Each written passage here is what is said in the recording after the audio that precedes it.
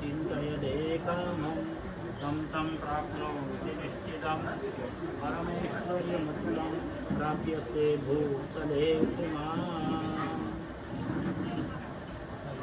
हाथमां फूलने चोखा पकड़वाना ऊपर डाबो हाथ डाकवानो गणपति भगवानનું ધ્યાન કરવાનું સ્મરણ કરવાનું દેવપ્રતિંડ મહાકાય સૂર્યકોટિ સમપ્રભા નિર્વિઘ્नं કુરુ દેવ સર્વકાર્યેષુ સર્વદા સત્યનારાયણ ભગવાનનું સ્મરણ કરો શાંતાકારં ભુજગશયनं पद्मनाभं सुरेशं विश्वाधारं गगनसदृशं मेघवर्णशुभाङ्गं लक्ष्मीकान्तं कमलनयनं योगिविद्यानगम्यं वन्दे विष्णु भवभयहरं सर्वलोकैकनाथं मंडप फूल वधावी सत्यनारायणाय नमः नमस्कारान् समर्पयामि च नमस्करोमि हाथमां फरी पाछा फूल पकड़वाना આપણે ભગવાનની કથાના અધ્યાયનું સ્મરણ કરવાનું એકદા નૈમિષારણ્યે ઋષય શૌનકાદય પ્રપચ્છન્તો મુનય સર્વે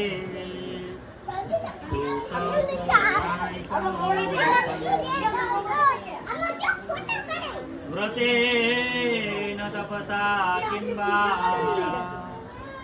प्राप्यते वांछितं फलं तत्सर्वं सोमिच्छामि कथयस्य महामुनि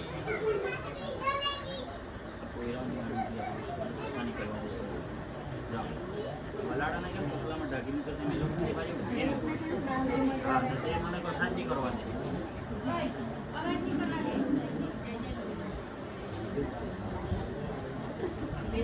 પૂર્વે એટલે કે પહેલા અયોધ્યા નજીક નૈમિષારણ્ય નામના વનની અંદર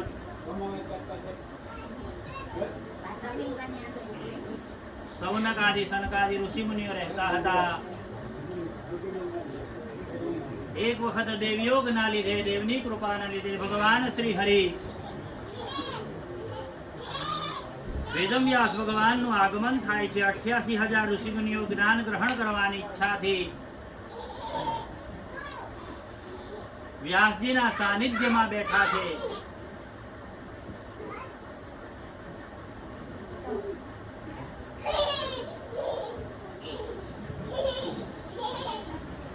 અને તે સમયે 88,000 ઋષિમુનિઓએ ભગવાન વ્યાસજીને જોયા. વ્યાસપીઠ પર ભગવાન વ્યાસને બિરાજમાન કર્યા.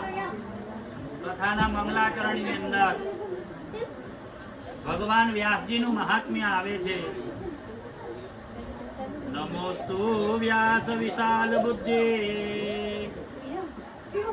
ઉલ્લારવિંદાતપત્ર નેત્રમ તેના ત્વયા ભારત તૈલપૂર્ણં પ્રજ્વાલિતં મમ જ્ઞાનમય પ્રદીપમ. સુત પુરાણી કહે છે વ્યાસજીની સ્તુતિ કરી 88,000 ઋષિમુનિઓ વ્યાસજીના સાનિધ્યમાં બેઠા અને સુત પુરાણી વ્યાસજીના પરમ શિષ્યએ પોતાના ગુરુનું વર્ણન કરેલું છે. કથાના મંગલાચરણની અંદર દરેક વ્યક્તિ જ્યારે કથા સાંભળે છે ત્યારે કથા કોણે લખી છે, કથા ઉત્પત્તિ કરવાનું કારણ શું છે એ કથા કરનારને ખબર હોવી જોઈએ. તો જ એને આ કથામાં શ્રદ્ધા ઉત્પન્ન થાય. ને તો કળિયુગની અંદર લોકોની માનસિકતા એવી છે કે આ બધું બ્રાહ્મણોએ શોધી કાઢેલું છે, પણ ખરેખર કથાના શરૂઆતની અંદર જ આવે છે વ્યાસ રચિતમ જગત જ્ઞાન સર્વમ. આ જે તમે કથા સાંભળો છો એ કોઈ બ્રાહ્મણે, રાજાએ, તપસ્વી, ધનવાન કોઈ લખેલી નથી. વ્યાસ રચિતમ જગત જ્ઞાન સર્વમ. કથાના મંગલાચરણમાં જ મનુષ્યના સંશયનો વિનાશ કરવા માટે ભગવાન પોતાના શ્રી મુખમાંથી બોલેલા છે કે એક વખત પરોપકારની ભાવનાથી બીજાનું ભલું વિચારીને નારદ મુનિ જુદા જુદા લોકમાંથી ફરતા ફરતા આપણા મૃત્યુલોકમાં આવે છે.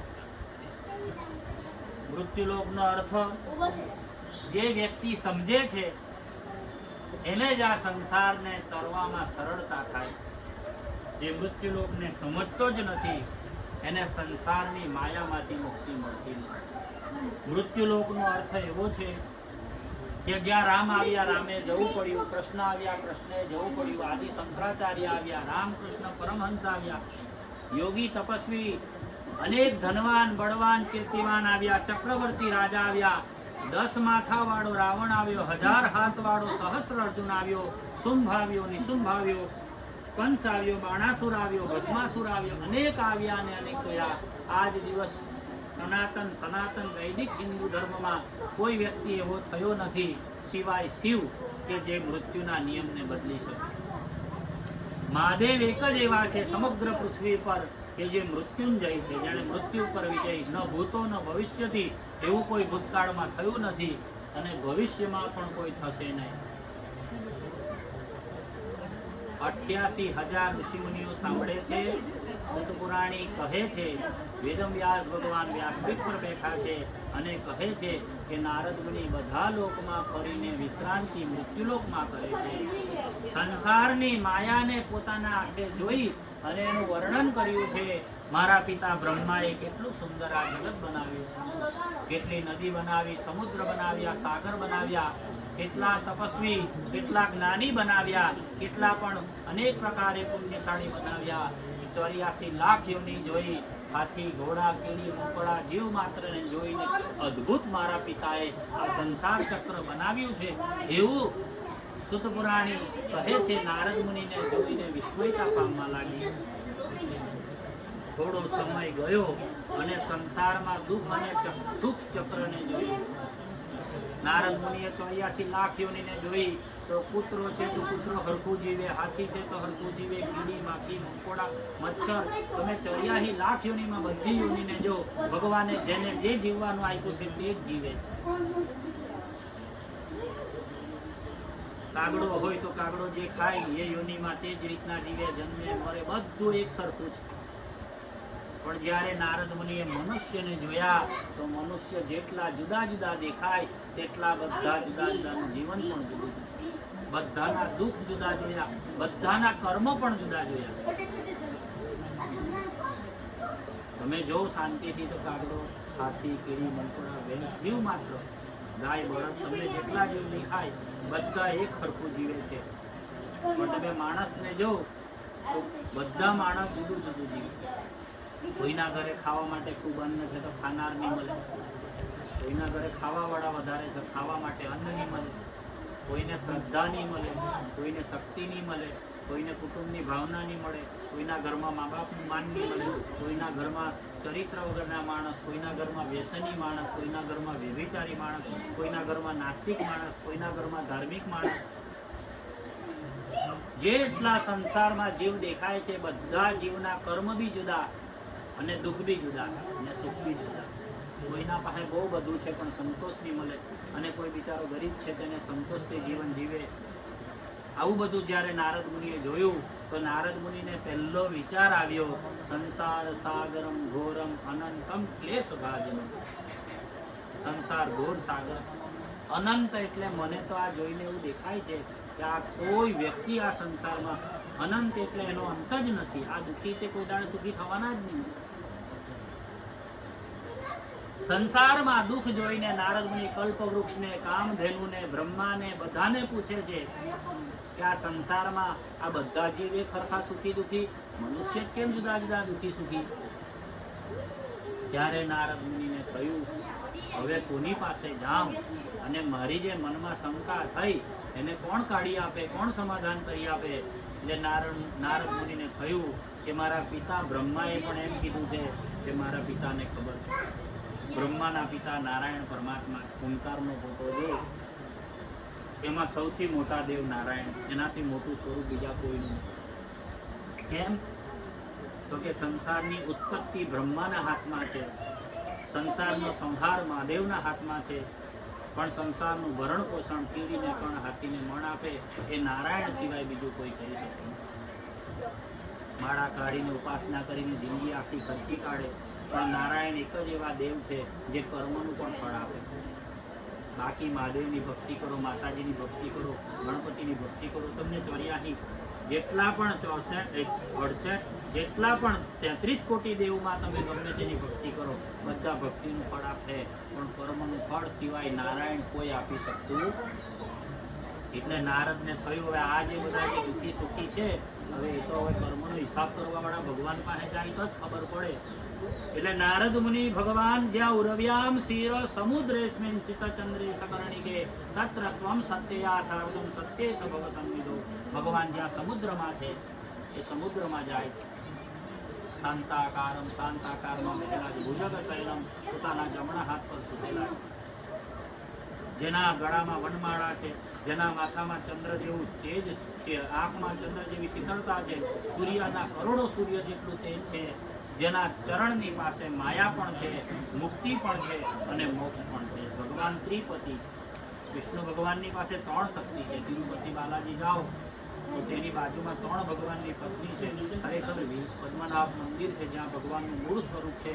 દક્ષિણ ભારતમાં વિષ્ણુ ભગવાનના અનેક એવા સ્વરૂપો છે જેને વેદોની અંદર લખાયેલા છે. એ સ્વરૂપ ભગવાનનું મૂળ સ્વરૂપ છે અને તે સ્વરૂપની અંદર ભગવાનની 3 શક્તિ છે. એને માયાપતિ, મુક્તિપતિ અને મોક્ષપતિ એટલે એને કહેવાય ત્રિપતિ. વિષ્ણુ પરમાત્માના નારાયણ સ્વરૂપની દર્શન કરીને નારદ મુનિ કહે છે, જેની ઈચ્છા વગર આ જગતમાં કંઈ થતું નથી, જે લય અને પ્રલય કરતા છે, જે આત્માની ગતિ કરવાવાળા છે, જે સંસારના દરેક જીવનું ભરણ પોષણ કરવાવાળા છે, જે અનાદિનો દેવ શંખ ચક્ર ગદાધર અક્ષય પુંડરીકાક્ષ સર્વ મોક્ષ પ્રદો, જે શંખ ચક્ર ગદાને પદ્મ ધારણ કરવાવાળા છે, જેના હાથમાં શંખ છે, એનું નામ પૌંડ્રક નામનો શંખ છે, જેના હાથમાં સુદર્શન નામનું ચક્ર છે, જેના હાથમાં કૌમુદી નામનું ગદા છે અને જેના હાથમાં પદ્મ એટલે કમળ, સતમંગલ નામનું જેના હાથમાં કમળ છે, એવા વિષ્ણુ ભગવાન અમે તમને વંદન કરીએ. ભગવાન વિષ્ણુની સ્તુતિ થઈ. ભગવાને નારદને જોઈને જે કીધું છે તે ગીતાનો ઉપદેશ. ભગવાને કીધું કે નારદ, જેમ પૃથ્વી પર ગંગા જેવી કોઈ નદી નથી, પીપળા જેવું કોઈ વૃક્ષ નથી, પશુની અંદર ગાય માતાથી પરોપકારી બીજી કોઈ માતા નથી, ધરતીથી વધારે કોઈની સહન શક્તિ નથી, માક્ષર જેવો મહિનો નથી, 11 જેવું વ્રત નથી, અને કીધું શિવની ઉપર કોઈ દેવ નથી, ગુરુની ઉપર કોઈ તત્વ નથી, તેમ નારદ તારા જેવો કોઈ ભક્ત નથી. તું મને બહુ પ્રિય છે. તું મારી પાસે આવ્યો છે, કંઈક કારણ લઈને આવ્યો હશે. તારા મોઢા પરથી મને એવું લાગે છે કે તને કંઈક વસ્તુની ચિંતા છે. ભગવાન તમે અંતર્યામી છો, બધું જ જાણો છો. નારદ મુનિ કહેવા લાગ્યા, ભગવાન હું પૃથ્વી લોક પર ગયો અને મેં સંસારમાં મારા પિતા બ્રહ્માએ જે સંસાર બનાવ્યો એ સંસાર જોઈને મને બહુ આનંદ થયો, પણ આ સંસાર ચક્રમાં જે દેહાનામ દુર્લભ દેહો મનુષ્ય દેહ ઉત્તમમ, જે સૌથી શ્રેષ્ઠ છે, જેને ભગવાને મનુષ્યને ભગવાન બનવાનો અધિકાર આપ્યો છે, બીજી કોઈ યોનિમાં ભગવાન બનવાનો અધિકાર નથી. મનુષ્ય છે તો જલારામ બાપા બની શકે, મનુષ્ય છે નરસિંહ મહેતા બની શકે, મનુષ્ય છે સાંઈ બાબા બની શકે, મનુષ્ય છે તો મીરા બની શકે, મનુષ્ય છે તો સબરી બની શકે, જેના લોકો મંદિર બનાવીને પૂજા કરી શકે. અને મનુષ્ય એક જ એવો છે, રાવણ, કંસ, બાણાસુર, ભસ્માસુર, શુંભ, નિશુંભ, જે બનવું, રાક્ષસ બનવું હોય તો રાક્ષસ બની શકાય ને દેવ બનવું હોય તો દેવ.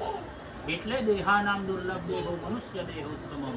મનુષ્યને ભગવાને બધા અધિકાર આપ્યા. જન્મ, મૃત્યુ આ 2 સિવાય બાકીનું બધું જ ભગવાને મનુષ્યને આપેલું. નારદ મુનિ આ બધું ભગવાનને કીધું. ભગવાન આ મનુષ્ય બહુ દુઃખી છે, તમે કંઈ દયા કરો અને તમને હાનાહારું દુઃખી બનાવ્યા, અને આવું બધું ઘણું બધું વૃતાંતર વર્ણન કરવા લાગ્યા. ભગવાન એટલું જ કહેવા લાગ્યા કે હે નારદ, હું કોઈને સુખી કરતો નથી અને હું કોઈને દુઃખી કરતો. આ જગતની અંદર જેનું જેવું કર્મ છે તેને તેવું જ ફળ. કર્મણ્યવાધિકારસ્તેમાં ફલેષુ કદાચન. સંસારમાં જે વ્યક્તિ હસીને પાપ કરે છે, કુદરતનો નિયમ છે, પાપનું ફળ એને રડીને જ ભોગવવું પડે. દુનિયામાં એવો કોઈ પેદા થયો નથી કે કર્મ કરે સાચું ખોટું અને ભોગવવાનો વારો આવે ત્યારે પણ હસી શકે. આ કુદરતનો ક્રમ છે. એટલે આ સંસારમાં જે દુઃખી છે, જે રડતા કકડતા પાપ ભોગવતા છે, બધું કર્મનું ફળ છે. ભગવાન બોલ્યા ભગવાનને પાછો પ્રશ્ન કરે, ભગવાન આ બધા પાપનું ફળનો કોઈ અંત તો ખરો ને? જેમ અગ્નિમાં કોઈ પણ વસ્તુ બાળવાથી બળી જાય છે, તેમ ભગવાન સંસારમાં એવું કોઈ કર્મ ખરું કે જેનાથી પાપ બળી જાય, સંસારના દુઃખનો અંત આવી જાય, સંસારમાં માણસને દુઃખ સહન કરવાની શક્તિ મળે? તો ભગવાન જે બોલેલા છે તે જ આ સત્યનારાયણની કથા છે. લોકોને કદાચ એવું હોય કે મહારાજને બોલાવીને વાર્તા સાંભળવાની એ કથા છે, ખરેખર એ અર્થ નથી. કથાનો અર્થ છે જે ભગવાન પોતાના મુખમાંથી બોલેલા છે. નારદને કીધું કે નારદ, આ સંસારમાં દુઃખનું કારણ એ છે કે સંસારમાં જીવવાવાળા વ્યક્તિ આ સંસારને સત્ય માને છે, અને હું એમ કેમ છું કે આ સંસાર સત્ય નથી, બ્રહ્મ સત્ય છે. જે બ્રહ્મને સત્ય માને છે તે સંસારમાં કોઈ કારણથી દુઃખી થતો નથી. જે સદા માટે નથી તેને દુઃખી થવાની કોઈ જરૂર નથી. પણ આ જગત બધું જીવે ખરું, માળા પૂજા ઉપાસના ક્રિયા યજ્ઞ દાન બધું કરે છે, પણ એને આ સંસાર જ સાચો લાગે છે. એને ભગવાન જે સત્ય છે એ સત્ય દેખાતો નથી. જે ભગવાનને સત્ય માને છે તેને સંસારમાં કોઈ વસ્તુનું દુઃખ રહેતું નથી. તેને પત્ની દુઃખ નથી આપતી, તેને કોઈરા દુઃખ નથી આપતો, તેને કુટુંબ દુઃખ નથી આપતું, તેને સમાજ દુઃખ નથી આપતું, તેને કોઈ વ્યક્તિ દુઃખ આપી શકતું જ નથી. જે બ્રહ્મને સત્ય માને છે તે સંસારમાં જે કંઈક બધું થાય છે એ બધું ક્ષણિક છે એવું સમજી લે છે. અને સંસારમાં બ્રહ્મને સત્ય માનવાનો રસ્તો કયો છે? તો ભગવાન કોઈના ભક્તિ એક જ એવી છે કે જે ભગવાનના ઘર સુધી મૂકવા આવે છે. એટલે સંસારમાં જીવવા વાળા વ્યક્તિએ દુઃખી થવાની જરૂર નથી. બધી જ તકલીફનો અંત ભગવાનની ભક્તિમાં રહેલો છે. સંસારમાં જે વસ્તુ તમને મળી છે એ તમારા માટે સાધ્ય છે, સાધન નથી. સંસારની અંદર ભગવાન સાધ્ય છે, બાકીના બધા સાધનો છે. સાધનને ઉપયોગ કરી શકાય, સાધન હાથે લાવી શકાતું નથી અને સાથે લઈ જવાતું નથી. આ જ સંસારનો નિયમ છે જે મનુષ્ય ભૂલી ગયેલા છે. એટલે સંસારમાં બૈરી પોયરા પરિવાર, જમીન ઝઘડો, કોર્ટ કચેરી, મારી સત્તા તારી સત્તા, આ બધામાં માણસ જીવન પૂરું કરી નાખે છે. એટલે એને બ્રહ્મની સત્યતા, બ્રહ્મ શાશ્વત છે. જે દાડે આપણે નથી હતા તે દાડે બી આ સત્ય હતું, જે દાડે આપણે છે તે દાડે બી આ સત્ય છે, અને ભવિષ્યમાં નહીં રહેવું તે દાડે પણ આ સત્ય રહે. એ સર્વ સત્યનો સ્વીકાર કરવો, એનું નામ છે સત્યનારાયણની કથા. કથામાં કરવા વાળાને એક જ વસ્તુ સમજાવવાની છે, ભાઈ આ સંસાર છે, સાગર છે, નદી તરી શકાય પણ દરિયો તરાતો, દરિયો નહીં તરાય. આ દુનિયામાં એવો કોઈ પેદા થયો નથી કે દરિયો તરી બતાવે, થાય જ નહીં મનુષ્યનો. કારણ કે 30% પૃથ્વી છે, 70% પાણી છે. અને આ જે 70% પાણી છે, મનુષ્ય આખી પોતાની જિંદગીમાં પૃથ્વીને નહીં માપી શકે તો દરિયાને કેવી રીતે માપી શકે? એટલે સંસાર સાગરમ ગરમ, દરિયાને તરાતું નથી. સંસાર સાગર છે, એની અંદર જો તમારે તરવું હોય તો પરમાત્માને એનો માલિક બનાવવો પડે. જેમ અર્જુને પોતાના રથની દોરી ભગવાનને આપી કે મારા સંસાર રથના ચક્ર જે પૈડા હતા એ સમય ચક્ર છે.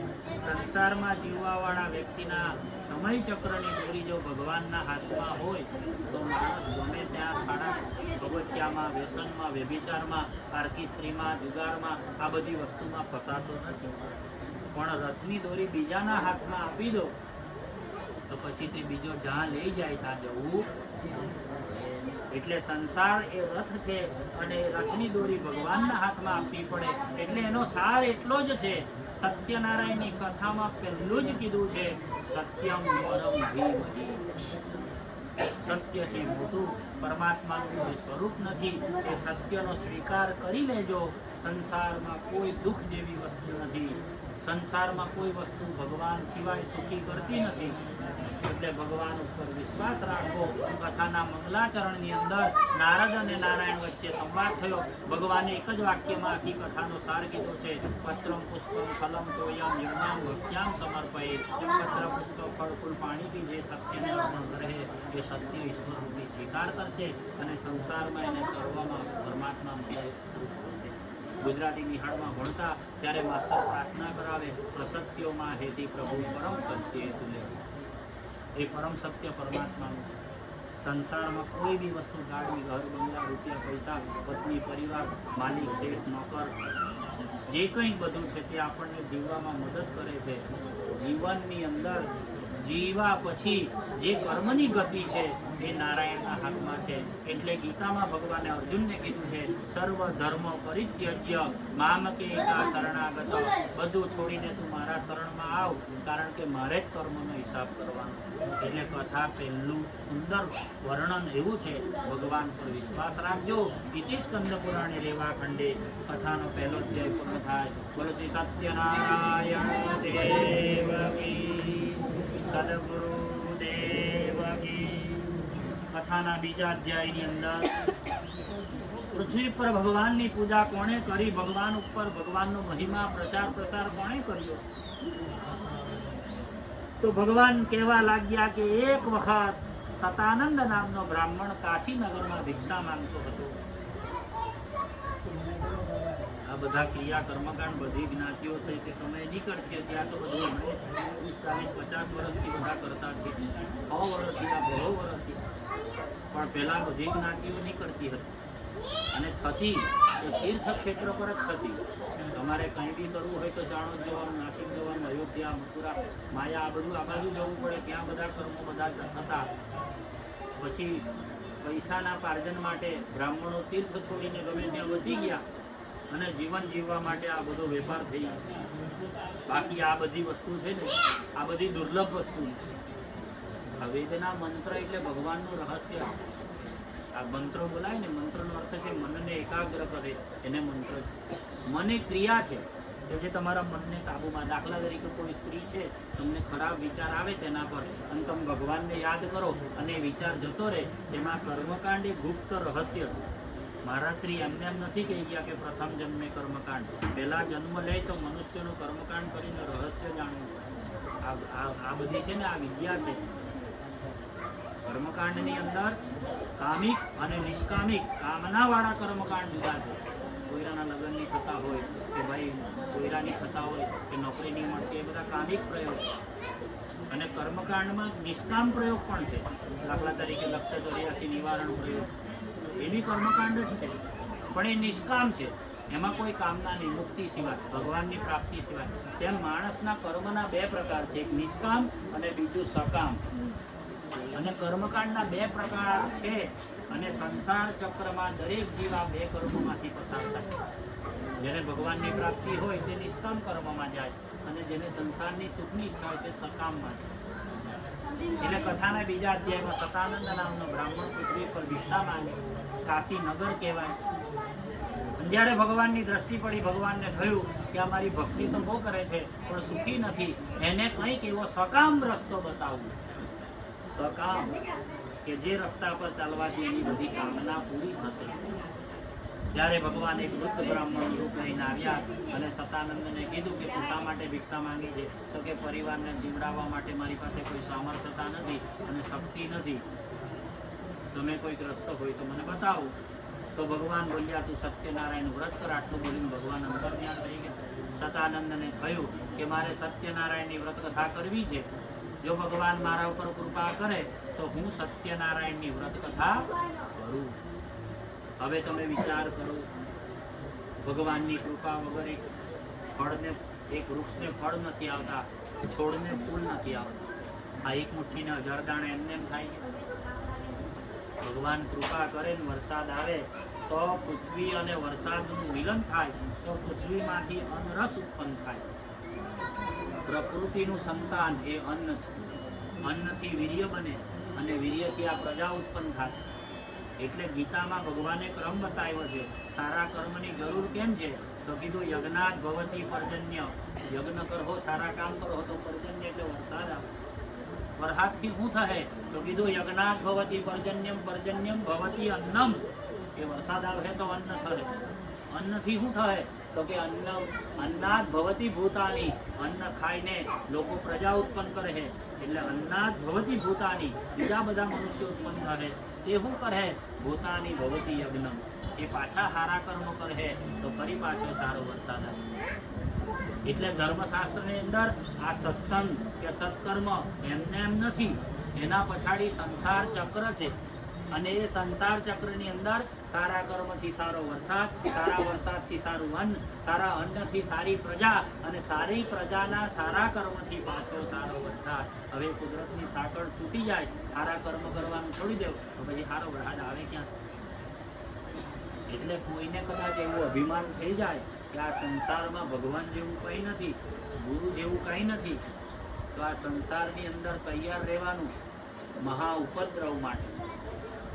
ધર્મ એક જ એવો છે કે જે માણસને પશુ બનતા અટકાવે છે, અને જે ધર્મની નિંદા કરે છે, લોકોને ઊંધું શીખવે છે, એને એટલું સમજી લેવાનું, જે દિવસે ઘરમાંથી ધર્મ ગયો એટલે પત્નીને માનો ભેદ જતો રહે, દીકરી અને પત્નીનો ભેદ બી જતો રહે. પશુ માણસ પશુ જેવો થઈ જશે. પશુ પત્ની હાથે બી વ્યભિચાર કરે ને મા હાથે બી કરે ને દીકરી હાથે બી કરે. ધર્મ છે તો દીકરીનું કન્યાદાન છે, ધર્મ જતો રહે તો કોણ કન્યાદાન કરે? ધર્મ છે તો માણસને મા બાપની મર્યાદા છે, ધર્મ છે તો માનવતા છે. ધર્મ જ જતો રહે તો માનવતા કેવી રીતના રહે? ને માનવતા નહીં રહે તો કોઈ એક મુઠ્ઠીના 1000 દાણા કેવી રીતના થાય? કોઈ ખવડાવ કે જ નહીં. આ કથા કરીને સત્સંગ કરીને ગામમાં 5000 માણસને તમે જમાડી જ નહીં શકો તો તમારી પાસે ધર્મ ના હોય. એટલે ધર્મ ભેદભાવ ભૂલાવે છે, ધર્મ માનવતાને અગાડી રાખે છે, ધર્મ ચોરી, ઉપદ્રવ, ક્લેશ, કંકાસ, ઈર્ષા આ બધુંથી માણસને બચાવે છે. એટલે કથાના બીજા અધ્યાયમાં સત્યનારાયણનો મહિમા સમજાવીને ભગવાને કીધું સત્યમ પરમ ધીમહિ. નારદ મુનિ કહે છે ભગવાન થોડે દૂર જઈને અંતર્ધ્યાન થઈ ગયા. સતાનંદને ચિંતા જાગી કે મારે ભગવાનનું વ્રત કરવું છે પણ મારી કોઈ સામર્થ્યતા નથી. ભગવાન જો સામર્થ્યતા આપે એટલે કે મને વ્રત કરવાની શક્તિ આપે તો હું વ્રત કથા જરૂરથી કરીશ. એવું વિચારતા વિચારતા રાત પૂરી થઈ જાય છે. ચિંતામાં ને ચિંતામાં ઊંઘ નથી આવતી. સવારના પરમાં વહેલો ઉઠે છે, ભગવાન આગળ સંકલ્પ કરે છે ભગવાન મારી પાસે આજે કંઈ નથી, જો તમે મને ભિક્ષામાં કંઈ અપાવશો તો હું તેમાંથી તમારું વ્રત કરીશ. તમારી ને મારી પાસે તો છે, અને આપણે ભગવાનની કથા કરીએ છીએ. સતાનંદે પહેલી કથા કરેલી એ દિવસે એની પાસે કંઈ નહીં હતું, ખાલી વિશ્વાસ હતો. જે મહારાજશ્રી લખી ગયા, વિશ્વાસ રાખો બિરલા ને શ્રદ્ધાથી કરું કામ. વિશ્વાસ હતો કે ભગવાન મને ભિક્ષામાં જે આપે.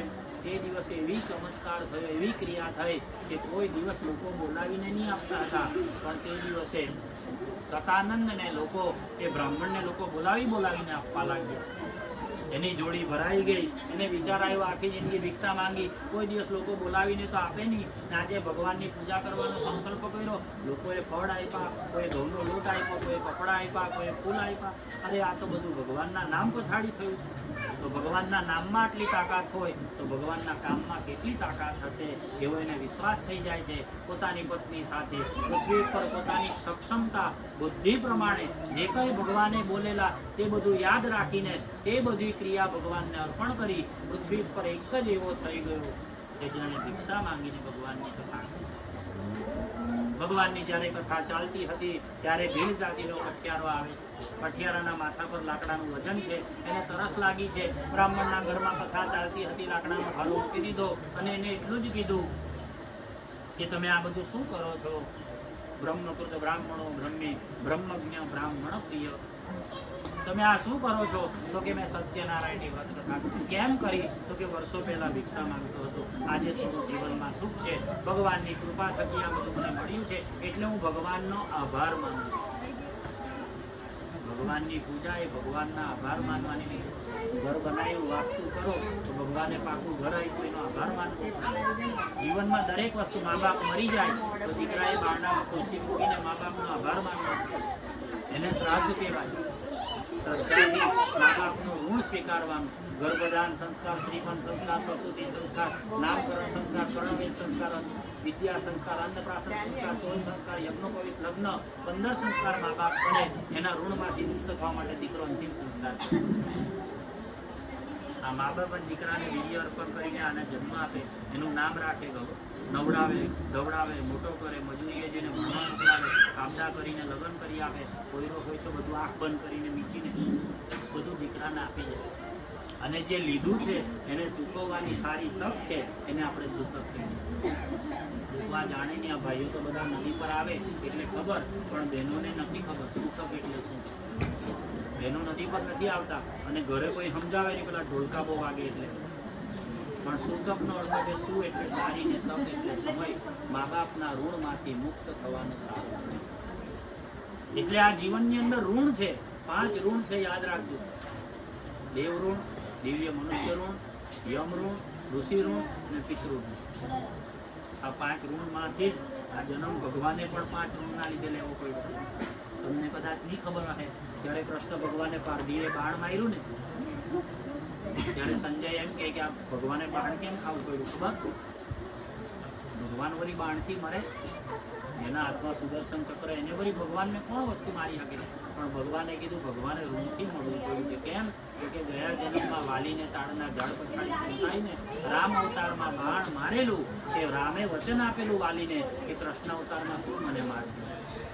જો ભગવાન ઋણથી મૃત્યુ સ્વીકારતા હોય તો ભગવાને જો ઋણી બનવું પડતું હોય અને જશોદાના ઘરે, પછી આપણી દેવકીના ઘરે અને વિદુરના ઘરે ભાજી ખાવી પડતી હોય અને સબરીના હેઠા બોર ખાવા પડતા હોય, તો તમારી ને મારી તો કોઈ શક્તિ ખરી? એટલે આ ઋણ છે. આ દીકરી છે, દીકરી નથી, એ ઋણ છે ગત જન્મનું. એટલે કન્યાદાન કરવું પડે. મા બાપ છે, મા બાપ નથી, એ ઋણ છે. કારણ કે આ બધું ચડાવીને ગયેલા છે, આ બધું ચૂકવવું પડે. પછી તમે સંસ્કાર, મૂળ જે 16 સંસ્કાર છે, એ 16 સંસ્કારને જ ભૂલી જવાની વાત કરે અને લોકોને એમ કહે કે આ સંસ્કાર જેવું કાંઈ હોતું જ નથી. તો પછી માણસને માણસ બનાવવા માટે મંદિરો છે, સત્સંગની જગ્યા છે, ગુરુનું ધામ છે, માણસને માણસ બનાવવાના. અને તે નહીં બનવું હોય તો પછી મદિરાલયમાં જ જવું પડે. લોકોને માણસને માણસ નિહાળમાં જાઓ તો નિહાળમાં બધું નહીં ભણાવે.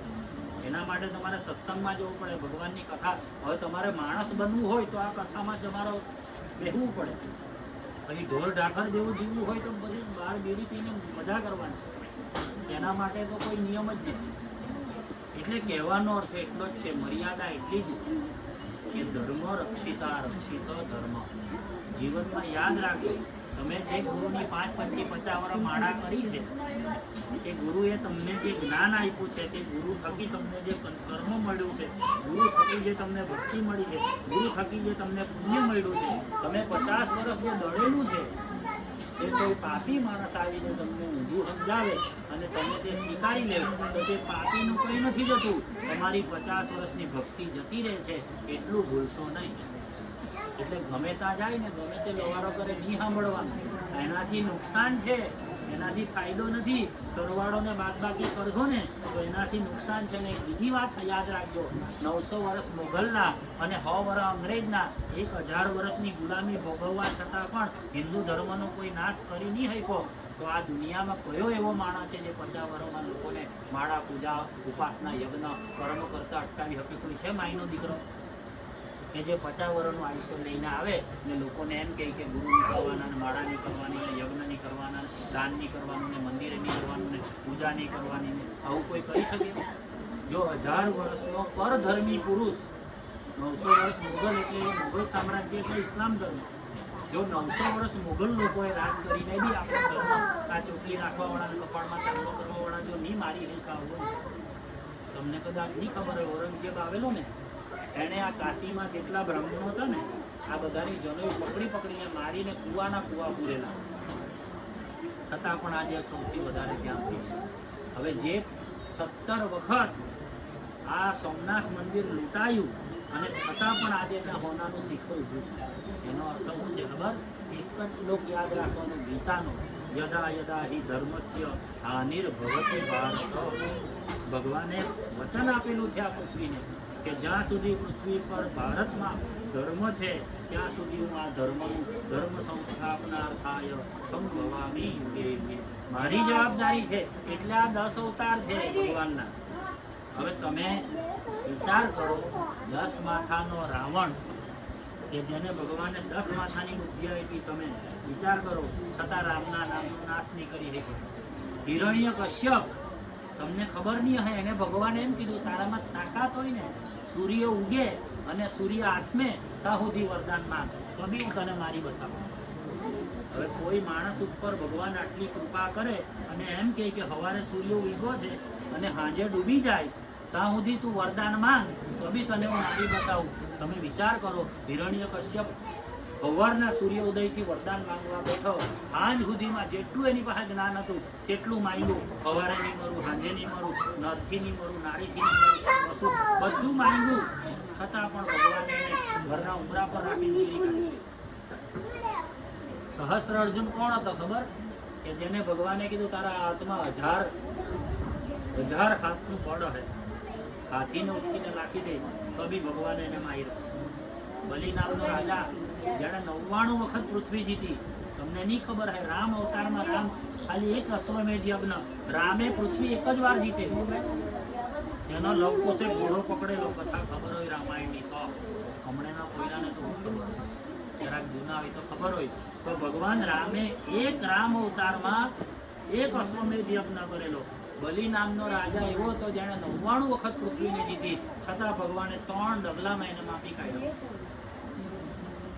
એટલે પરમાત્મા સમયથી બંધાતા નથી. જે વસ્તુ સમયથી નહીં બંધાય તેને તમે હરાવી કેવી રીતના હતો? સમયથી પર છે. આ સમય ભગવાનનો નોકર છે. હવે તે તમારું ને મારું આયુષ્ય સમયથી બંધાયેલું છે. આપણે તો ભગવાનના નોકરના નીચે દબાયેલા છે, તો આપણે ભગવાન સાથે તો કાં લડવાની વાત છે? એટલે ભગવાનને વંદન કરો. ભગવાન વંદન કરવાથી બંધનમાં પડે. આ બધા જય પરમાત્મા એમને નીકળે. એનું કારણ છે, ડોંગરે મહારાજ પોતાની કથામાં કહેતા, જે જીવ મને વંદન કરે છે મને તેનું જ બંધન લાગે છે, જે જીવ મને વંદન કરતો નથી મને તેનું બંધન લાગતું નથી. એટલે ભગવાનને વશ કરવા હોય ને તો એક જ વિદ્યા કામ આવે, ક્ષમા મુદ્રા. ભગવાનના ગાડી આમ જ ઊભું રહેવું પડે. તલવાર લઈને ઉભા રહ્યા તેનો નાશ થઈ ગયો, ગદા લઈને ઉભા રહ્યા તેનો નાશ થઈ ગયો. આખી પૃથ્વીના માલિક બધા ભગવાન સામે લડવા ગયા, તેનો ની મેળ પડ્યો. મારું હૈયું 2-5 વીઘાવાળું માણસ હું કરી હતો? કોઈનું કામ નથી. એટલે જીવનમાં કોઈ ગાંડાના વાતે લાગીને પોતાના રથની દોરી કોઈ ગાંડાના હાથમાં નહીં પકડાવતા. એટલે એવા ખાડામાં પાડે, એવા ખાડામાં પાડે કે પેઢી જ નહીં બચશે. બ્રહ્મદ્રોહે ન કુલક્ષય. ગીતા વાંચો, બ્રહ્મનો દ્રોહ કરવાથી કુળ જતું રહે.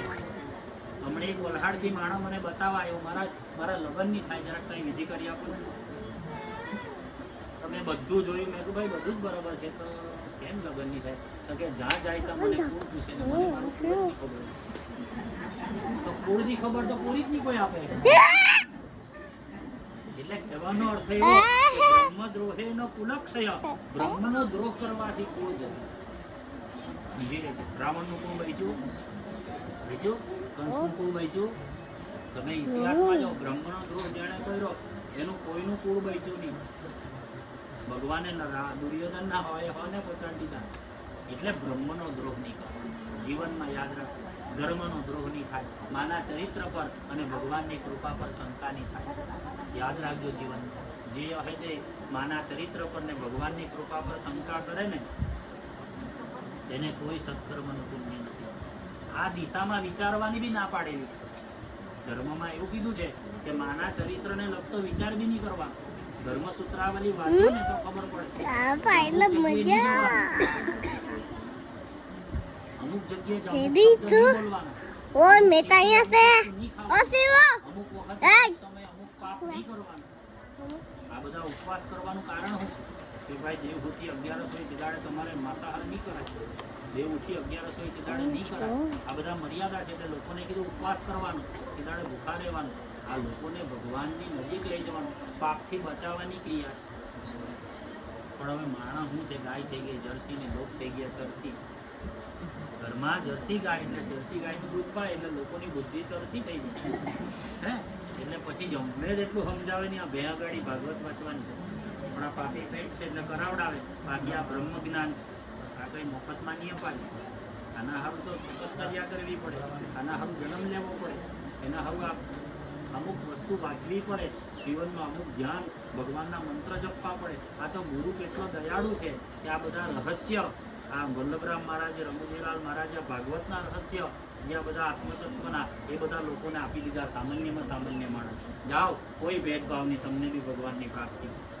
છતાં આની બી નિંદા કરવા વાળા લોકો નિસ્વાર્થ ભાવે વર્ષ પહેલા લોકો પાસે પૈસા તો ભૂખો ખાઈને રહેતા તેને લોકોને વગર પૈસા લોકોનું ભલું કર્યું. આજે પૃથ્વી પર એવા બી પાપી લોકો છે કે આ ગુરુની બી નિંદા કરે. હવે એ લોકો ખાતે લડવાનું કામ મેળ પડે. જેને કોઈ નિયમ લાગુ નહીં પડે તેની સાથે લડાઈ એની સાથે કે જે નિયમ લાગુ પડતો હોય, માનવતાનો, પ્રેમનો, કરુણાનો, દયાનો. અધર્મીને તો કોઈ નિયમ જ નહીં. એને કોઈ સ્ત્રીનો નિયમ નહીં, બાળકનો નિયમ નહીં. એની સાથે આપણાથી નહીં લડાય. એટલે એવાને સાંભળવાના જ નહીં. કથાનો બીજા અધ્યાયમાં કીધું, કઠિયારાએ ભગવાનની વ્રત કથા કરવાનો સંકલ્પ કર્યો. મને જે કંઈ લાકડાના ભારાની કિંમત મળે એમાંથી હું કથા કરું એટલું બોલે છે અને તરત જ લાકડાનો ભારો ચંદનનો બની જાય. ભગવાનની ચિંતા, ભગવાન ચિંતા કરે ભક્તની.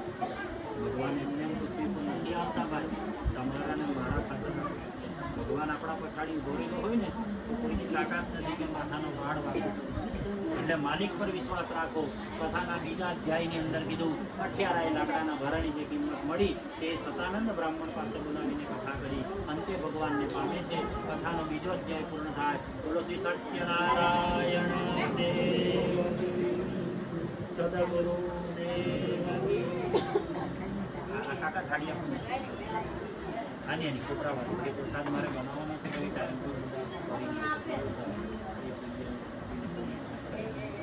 પેલા બી કાપવા કહી દેનો. ચાલો ફરી પાછા ફૂલ પકડવાના છે. આ બી લઈ જજો, આ બી લઈ જજો ભાઈ દીકરા. આ બી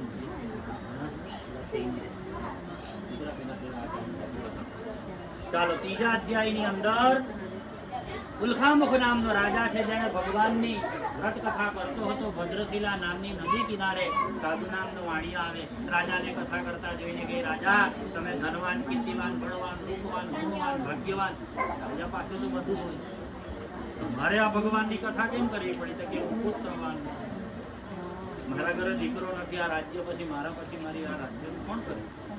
એટલે મેં યજ્ઞ કર્યા, મંદિરો બનાવ્યા, બ્રાહ્મણો જમાયડા, બધું કર્યું, તો મને સંતાન ન મળ્યું. તે દાડે મેં આ સત્યનારાયણની કથા કરી અને ભગવાનની કૃપાથી મને સંતાન મળ્યું છે.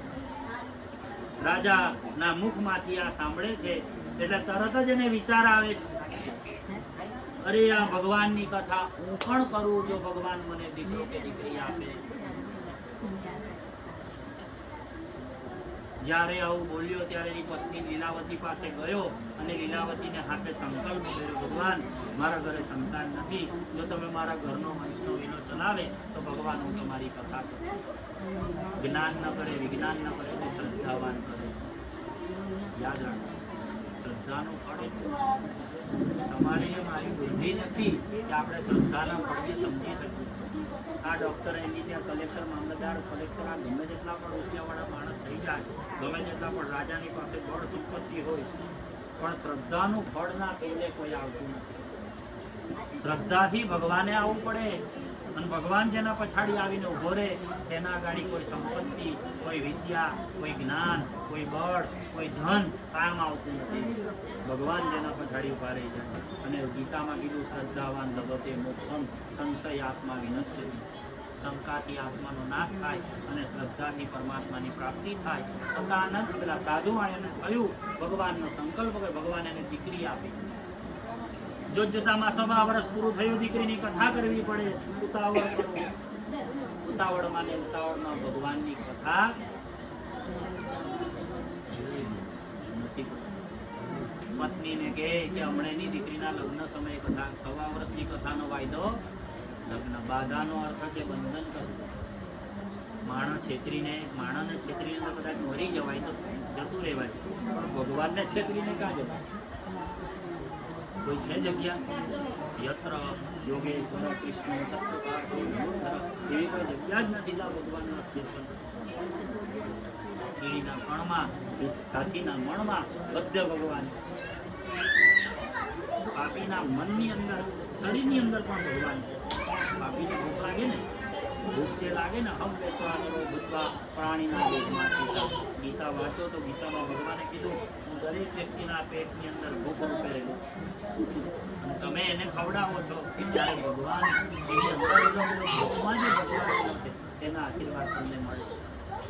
બાકી પાપી તો ઘરે બાંધીને બી લઈ જાય. સમજી ગયા ને? હું ઘણાને કેમ પણ લોકો મારું ખોટું લાગે એટલે બાકી આજે બધા જાય ને લગ્નમાં, કથામાં, વાસ્તુમાં, સાંજીને જે કંટાળીને અનાજ લઈ જાય ને બહુ મોટું થાય. તમને કદાચ ખબર નથી અન્નની ચોરી થાય. અન્નની ચોરી કરો ને તો દરિદ્રતા થાય. દરિદ્રતા એટલે માણસને ભયંકર દોષ લાગે. તમને એવી કદાચ નહીં ખબર હશે કે ખાવા બેઠા ને જો વધેલું અન્ન ઉપર હાથ ધોયો ને, જે થાળીમાં બેઠું ને એના પર હાથ ધોયો ને અને એ અન્ન જો પશુ પક્ષી ખાઈ ગયા ને તો જે પશુ પક્ષીનો રોગ હોય ને તે તમને થાય.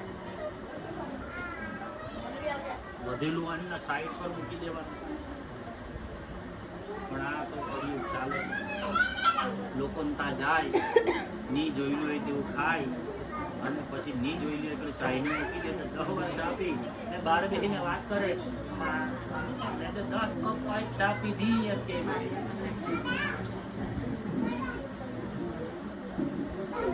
હમણાં ટોલ ઉપર વાસ્તુ કરવા ગયો, નાચી દુકાનવાળો, બગાડવાળો મને એમ કે મારા જ આ માણસ એમ કે કરતા કોઈના જનય હતા ને ત્યારે 14 ટક્કડી એમ કે મોહનથાળ ખાઈ ગયો.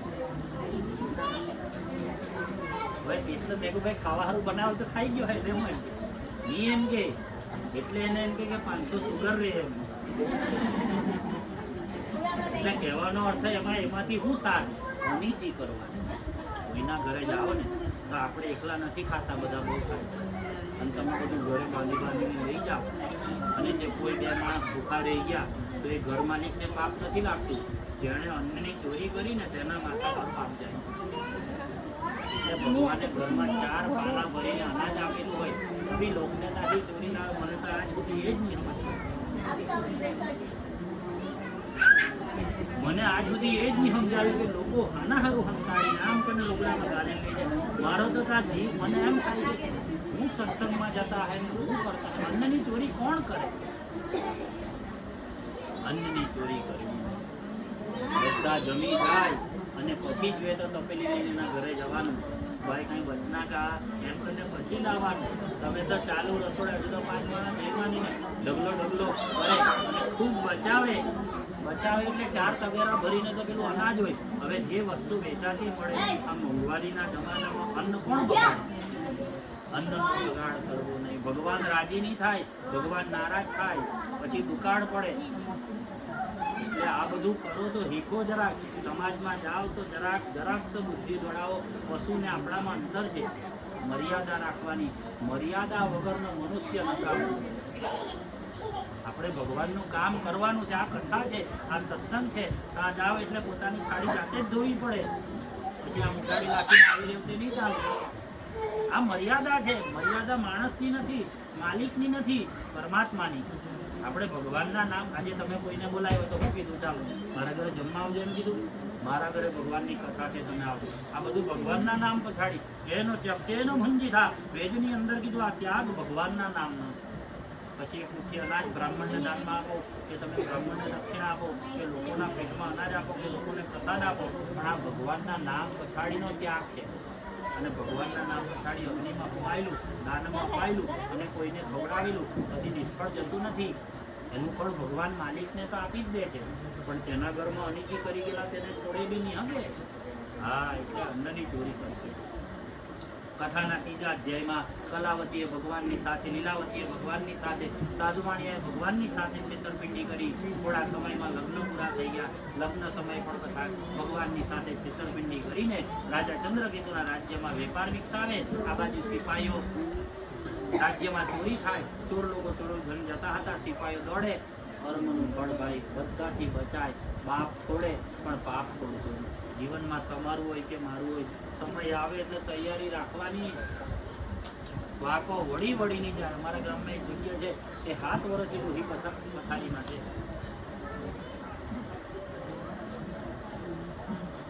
માણસ જયારે યાતના ભોગવે ને, મારી પાસે વચ્ચે લાલજી ગુસાલ એક માણસને મોકલાવ્યો.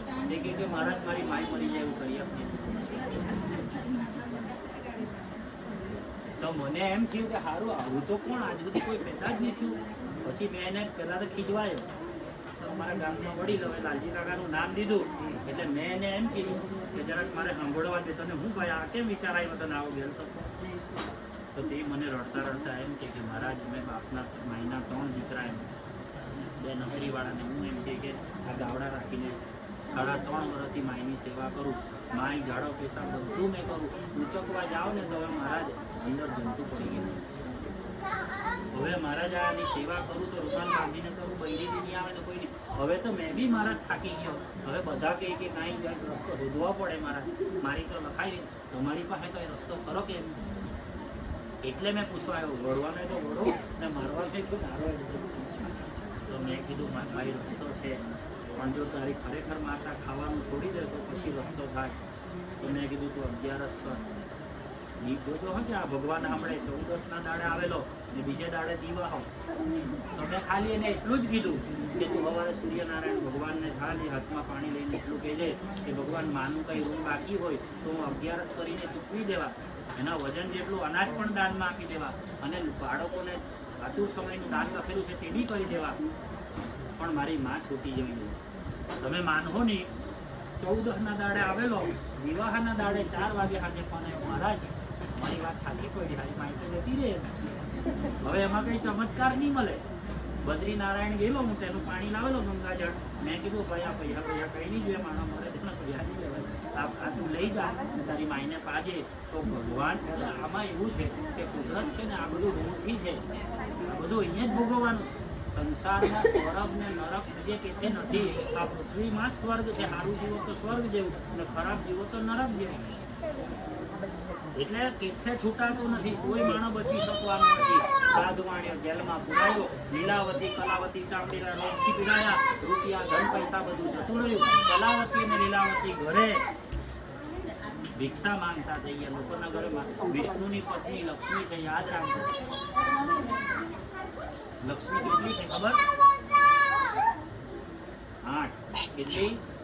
અષ્ટલક્ષ્મી છે, 9 નિધિ છે અને 10 મહાવિદ્યા છે. કેટલી છે? અષ્ટલક્ષ્મી, 9 નિધિ અને 10 મહાવિદ્યા. ભગવાન એના માલિક રાવણ ઉદ્ધર થઈ ગયું, કોઈને આપે નહીં ભગવાન. એ 10 મહાવિદ્યા છે, 8 લક્ષ્મી છે. 8 લક્ષ્મી એટલે કઈ કઈ? તમારા ઘરે શ્રી માન લખીને કંકોત્રી આપે ને એ માનવતી મહતામ ધનમ, તમારું માન છે એવી લક્ષ્મી છે. તમને લોકો જોઈને કેમ છોટું છે જય પરમાત્મા બોલે એટલે જાણવાનું તમારી પાસે માન રૂપી લક્ષ્મી. તમારા ઘરે અન્ન છે એ અન્ન રૂપી લક્ષ્મી છે. તમારા ઘરે ધન છે તે ધન લક્ષ્મી રૂપી છે. તમારા ઘરે દીકરી છે, તમારા ઘરે સૌભાગ્યવતી માં છે, આ બધી લક્ષ્મી છે. ઘરમાં ગાય છે એ લક્ષ્મી છે. ખાલી પૈસો જ લક્ષ્મી નથી. સાધુના વાણિયાના ઘરમાંથી 8 લક્ષ્મી છે.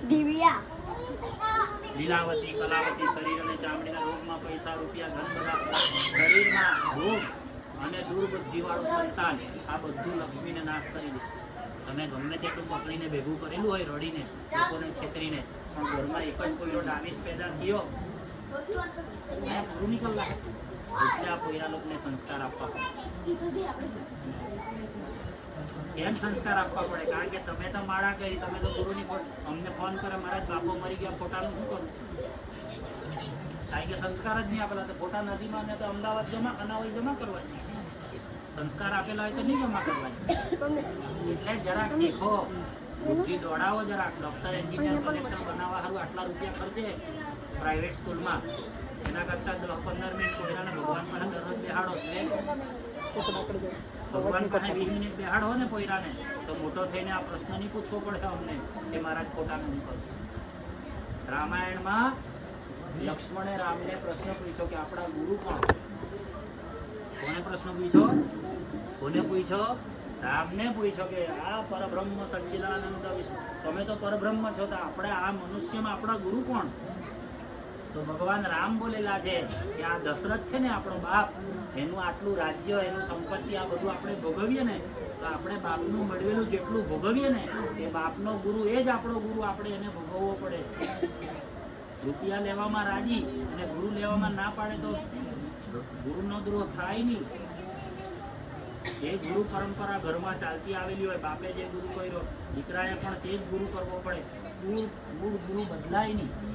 તમને એક બીજી કથા કેમ, કૃષ્ણ ભગવાનને દ્વારિકામાં યજ્ઞ કરવાની ઈચ્છા થઈ. કોને યજ્ઞ કરવાની ઈચ્છા થઈ? એણે રૂક્ષ્મણીને કીધું ચાલ આપણે આપણા ગુરુના ઘરે આમંત્રણ આપવા જવાના. લક્ષ્ય ભગવાન કૃષ્ણનો મૂળ ગુરુ એ દુર્વાસા મુનિ. હવે દુર્વાસા મુનિનો સ્વભાવ કેવો? મહાક્રોધી.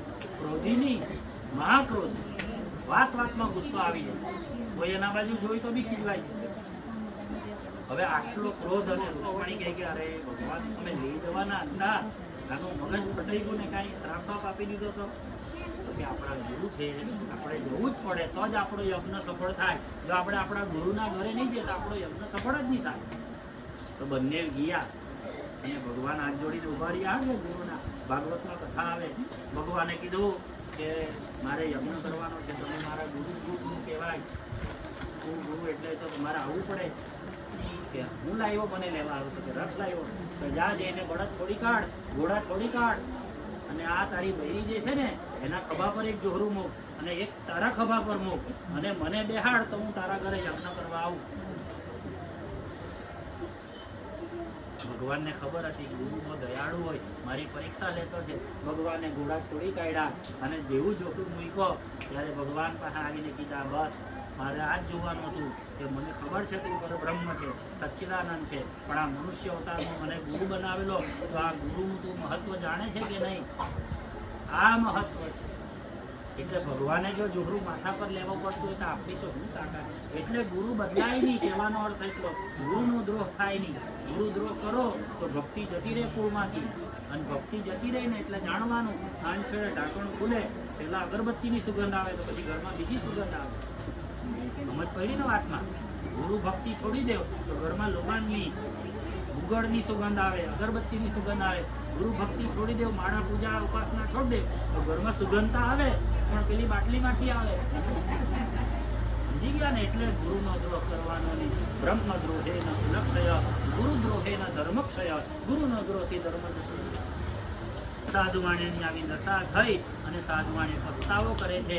તરત જ ભગવાન અગાડી આજીજી કરવા લાગ્યો. ભગવાન જેલમાં મેં ચોરી નથી કરી તો મારે પુરાવું પડ્યું છે, મને છોડી દો.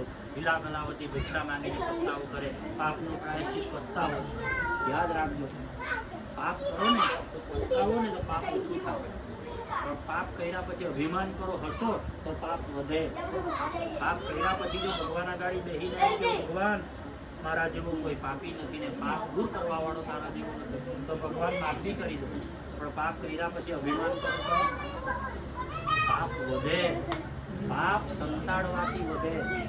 યાદ રાખજો, પાપ સંતાડવાથી વધે. પાપ જાહેર કરી દેવ તો ઘટી જાય, પાપ વેચાઈ જાય.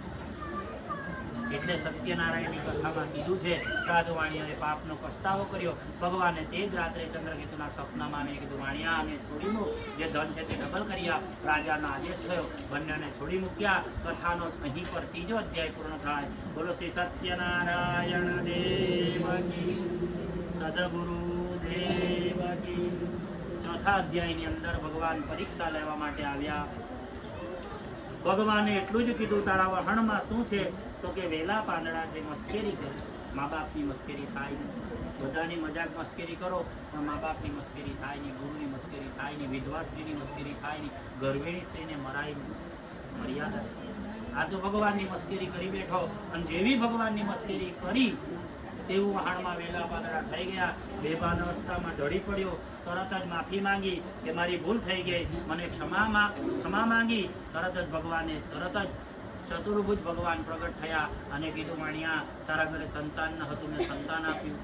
તું બોલેલો 1.25 વર્ષે કરા કરીશ લગ્ન થતું, મારી વારે વારે અપમાન છેતરપિંડી. ભગવાન મારી ભૂલ થઈ ગઈ. હાથ જોડીને રડવા લાગ્યા. આંખના આંસુ ભગવાનના પગ પર મૂક્યા. ભગવાનને દયા આવી, જે લીધું છે આપી દીધું. લીલાવતી કલાવતી ઘરે જ કથાની તૈયારી કરે. દૂતના સમાચાર મળ્યા, તારો પતિ તને લેવા બોલાવે ને 100 રૂપિયા લાવ્યો. ખબર પડી કાલથી ભિક્ષા માંગવા ન જવું પડે એટલે ઉતાવળ કરો. ઉતાવળમાં ને ઉતાવળમાં કલાવતી બધું કરે છે. પ્ર એટલે પ્રભુ, સા એટલે સાક્ષાત ને દ એટલે દર્શન. ભગવાનનો પ્રસાદ લેવા વગર કલાવતી પોતાના પતિને મળવા માટે જાય. જઈને જોઈ છે તો પોતાનો પતિ નથી. આકાશવાણી થાય છે, તારી દીકરીએ મારા પ્રસાદનું અપમાન કર્યું છે, એ ઘરે જઈને પ્રસાદ ખાશે તો એનો પતિ મળે. આકાશવાણી કલાવતી સાંભળે છે. તરત જ ઘરે જાય છે, ઘરે જઈને પ્રસાદ ખાય છે, ભગવાનના મંડપમાં માફી માંગે છે અને પછી જઈને પોતાના પતિને પામે છે. દરિયા કિનારે સાધુવાણી પહેલી કથા કરે છે. વડના ઝાડ નીચે, પીપળાના ઝાડ નીચે, ઉમરાના ઝાડ નીચે, નદી કિનારે, સમુદ્ર કિનારે, બધી જગ્યા પર જીવનમાં ભગવાનની કથા કરે. એક એવી તિથિ નથી કે જે તિથિમાં એણે ભગવાનની કથા ન કરી. અમાસથી લઈને પૂનમ સુધીની બધી તિથિમાં ભગવાનની કથા વંચાવે છે. સાધુવાણીઓ ભગવાનનો ખૂબ પ્રિય ભક્ત બને છે. કથાનો ચોથો અધ્યાય પૂર્ણ થાય. બોલો શ્રી સત્યનારાયણ દેવ કી, સદગુરુ દેવ કી. બધાને ખીલાપી. પાંચમા અને છેલ્લા અધ્યાયની અંદર તુંગધ્વજ નામનો રાજા જંગલમાં જાય છે, ઘણા બધા પશુ પક્ષીને મારે છે. તેનાથી થોડે દૂર બીજા વડના ઝાડ નીચે ઘણા ગોવાળિયાઓ ભગવાનની કથા કરતા હતા. રાજા સર્વનો છે વિચારીને વડના પાનમાં રાજાને પ્રસાદ આપવામાં આવે.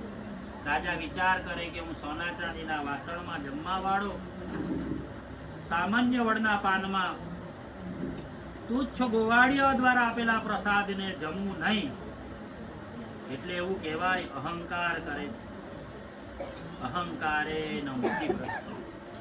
જીવનમાં યાદ રાખજો, અભિમાન કરવું. ભગવાન જે બી આપે, ખૂબ પૈસાદાર બનાવે કે ખૂબ બુદ્ધિશાળી બનાવે કે ખૂબ બળવાન બનાવે, પણ જીવનમાં કોઈ દિવસ ભગવાનને જો સૌથી વધારે અપ્રિય વસ્તુ હોય તો અભિમાન. અભિમાન કરવું નહીં. ભગવાન અગાડી અભિમાન કરે છે, હું સોના ચાંદીના વાસણમાં જમવા વાળો સામાન્ય વડના પાનમાં તુચ્છ ગોવાળિયા દ્વારા આપેલા પ્રસાદને જમવું નહીં. અહંકાર કરવાથી ભગવાનનું અપમાન કરે છે. જંગલમાં જાય છે, ગોવાળિયાઓ પાસે માફી માંગે છે, ફરી પાછી ભગવાનની કથા કરે છે, અંતે પરમાત્માને પામે. કોઈ ભગવાનને રામ કહે, કોઈ કૃષ્ણ કહે, કોઈ શિવ કહે. જેમ નદી બધી સમુદ્રમાં જતી રહે, તેમ આ બધા ભગવાનના સ્વરૂપ અંતે ભગવાનના જ છે. ભગવાનની માયાવી સ્વરૂપ છે. ભગવાનના સ્વરૂપને કોઈ સમજી શકે નહીં, અને જે ભગવાનને સમજે તેને બીજો જન્મ મળતો નથી. જીવનમાં યાદ રાખજો, મોક્ષ એમને મળતો નથી. સંસારની સૌથી મોટી અને અઘરી ક્રિયા છે મોક્ષ. ગુરુ સક્ષમ હોય, પરીક્ષિત રાજા અને સુખદેવજીએ 7 દિવસમાં મોક્ષ અપાયો. કેટલા દિવસમાં? કેમ 7 દિવસમાં આપ્યો? તો કે ગુરુ વચનથી મુક્તિ. ગુરુના વચન પર વિશ્વાસ રાખ્યો તો મોક્ષ મળે. એટલે ગુરુની કૃપા વગર મોક્ષ મળે. ગુરુ કૃપા કરે તો જ. મેં તો લખેલું છે, ચણા ચાવવા લોહના નહીં બચ્ચા નાખે. આ સંસાર કેવો છે? તો કે લોખંડના ચણા ચાવવા. હમણે છેલ્લા 10 દિવસમાં મેં 11 જણના એવા, છેલ્લા મહિનામાં 11 જણાના એવા બારમાં કર્યા કે કોઈ ફાંસો ખાઈને, કોઈ ઝેર પીને, કોઈ એક્સિડન્ટ. એટલે આ સંસાર છે ને, એમાં એવું લખેલું નથી. એવું કીધું છે, ચણા ચાવવા લોહના નહીં બચ્ચા નાખે. આ તો લોખંડના ચણા ચાવવા જિંદગી જીવીએ કે ચરિત્ર વગર, બગાડવા વગર, વ્યસન કરવા વગર, વ્યભિચાર કરવા વગર, ખોટા રસ્તે જવા વગર જિંદગી પૂરી થાય. આ તો ભલાના તપસ્વીના તપ છોડાવી કાઢે. તો આપણી તો શું શક્તિ છે? છતાં પણ માલિક પર વિશ્વાસ રાખો તો જે કંઈ તકલીફ આવે સંસારમાં, ભગવાન આપણા જીવનમાં એ બધી તકલીફ દૂર કરવાની શક્તિ.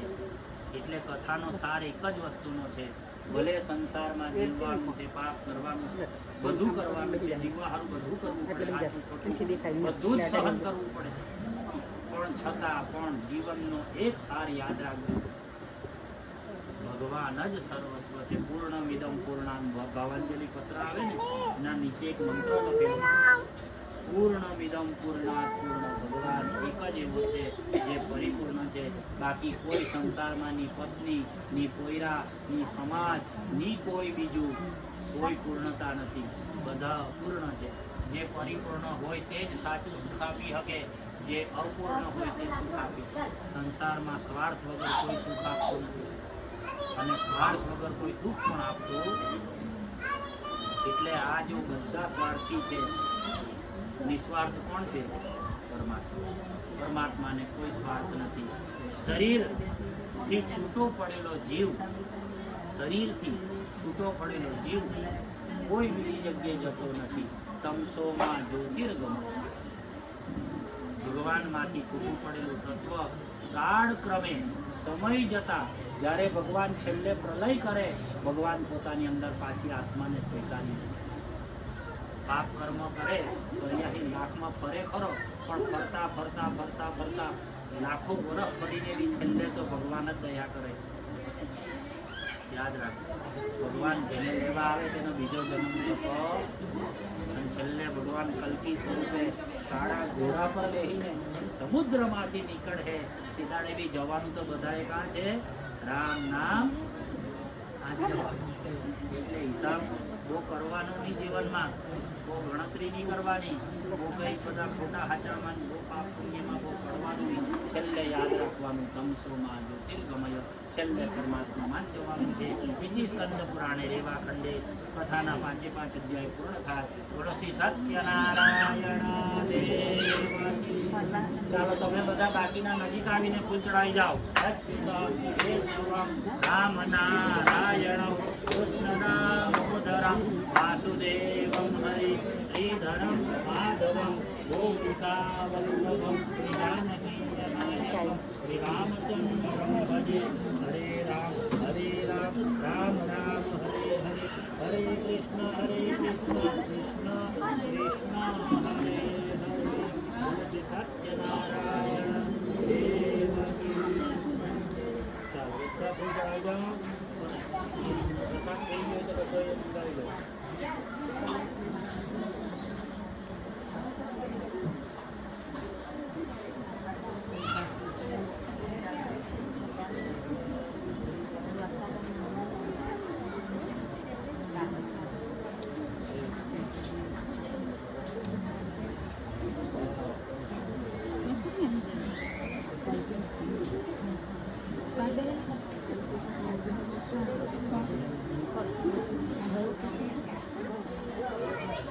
મોડે ઉઠે એટલે મોડે જ આવે.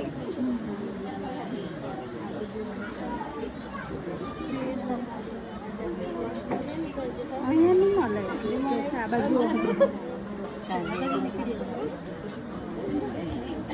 પાણી પીવાનું નહીં એ કાં ખાઈ લઈ ગયા ભાવ.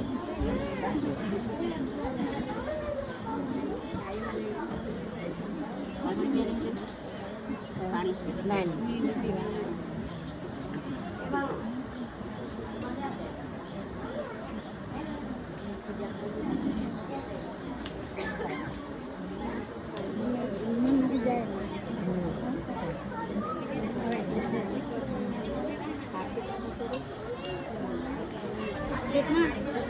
जितना बार लगे नहीं वाला तो ये ધીરે ધીરે ધીરે ધીરે नहीं